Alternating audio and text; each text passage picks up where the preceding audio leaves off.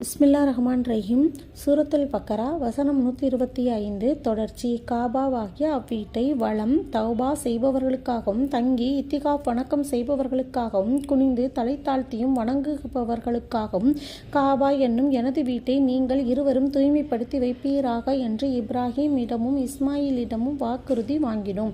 இன்னும் ரப்பே, மக்காவாகிய இதனை பாதுகாப்பளித்திடும் நகரமாக ஆக்கி இதில் வசிப்பவர்களுக்கு அவர்களில் யார் அல்லாஹ்வையும் இறுதி நாளையும் நம்பிக்கை கொண்டு இருக்கின்றார்களோ அவர்களுக்கு பல வகைகளிலிருந்து உணவளிப்பாயாக என்று இப்ராஹிம் கூறிய பொழுது, யார் என்னை மறுக்கின்றனரோ அவனை சிறிது காலம் அவைகளில் இருந்து அனுபவிக்கச் செய்வேன், பின்னர் நரக வேதனையின் பக்கம் அவனை நிர்பந்திப்பேன், அவன் போய் சேருகின்ற இடம் மிக கெட்டது என்று அல்லாஹ் கூறினான். இன்னும் இப்ராஹிம் இஸ்மாயில் அவ்வீட்டின் அடித்தளங்களை உயர்த்திய பொழுது ரப்பிடம் இறைஞ்சினார்கள்.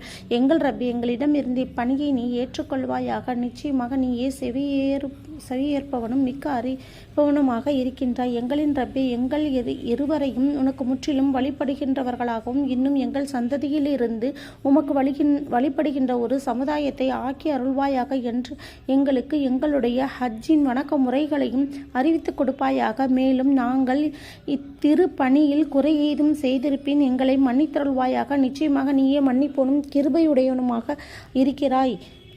எங்கள் ரப்பே, என் சந்ததியினரான அவர்களிலிருந்து அவர்களுக்கு ஒரு தூதரை அனுப்புவாயாக.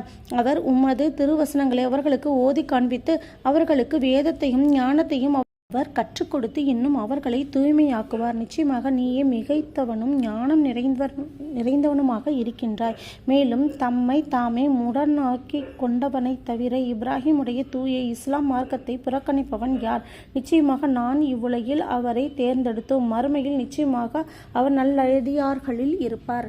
நீர் வழிபடுக என்று அவருக்கு கூறிய பொழுது, அனைத்து உலகங்களின் ரப்புக்கு நான் முற்றிலும் அடிபணிகின்றேன் என்று கூறினார். மேலும் இதனையே இப்ராஹிம் யாகூபும் தன் மக்களுக்கு வசியத் இறுதி அறிவுரை கூறினர். என் மக்களே, நிச்சயமாக அல்லாஹ் உங்களுக்கு இந்த இஸ்லாம் மார்க்கத்தை தேர்ந்தெடுத்துள்ளான். ஆகவே நீங்கள் ரப்புக்கு அடிபணியுங்கள், முஸ்லிம்களாகவே அன்றி மரணித்து விடாதீர்கள்.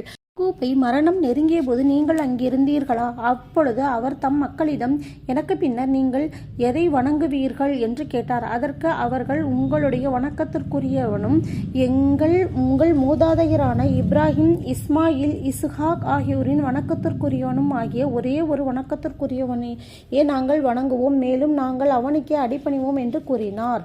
அது சென்று போன ஒரு சமுதாயம். அவர்கள் செய்த நல்வினை அவர்களுக்கே, நீங்கள் செய்யும் நல்வினை உங்களுக்கே. அவர்கள் செய்து கொண்டிருந்தவை பற்றி நீங்கள் கேட்கப்பட மாட்டீர்கள். மேலும் முஸ்லிம்களை நோக்கி, நீங்கள் யூதர்களாகிவிடுங்கள் அல்லது நீங்கள் கிறித்தவர்களாகிவிடுங்கள், அப்பொழுதுதான் நீங்கள் நேர்வழி பெறுவீர்கள் என்று அவர்கள் கூறுகிறார்கள். இல்லை, நேரான வழியை சார்ந்த இப்ராஹிம் மார்க்கத்தை நாங்கள் பின்பற்றுவோம், அவர்கள் இணை வைப்பவர்களில் இருக்கவில்லை என்று நபியே அவர்களை நோக்கி நீர் கூறுவீராக.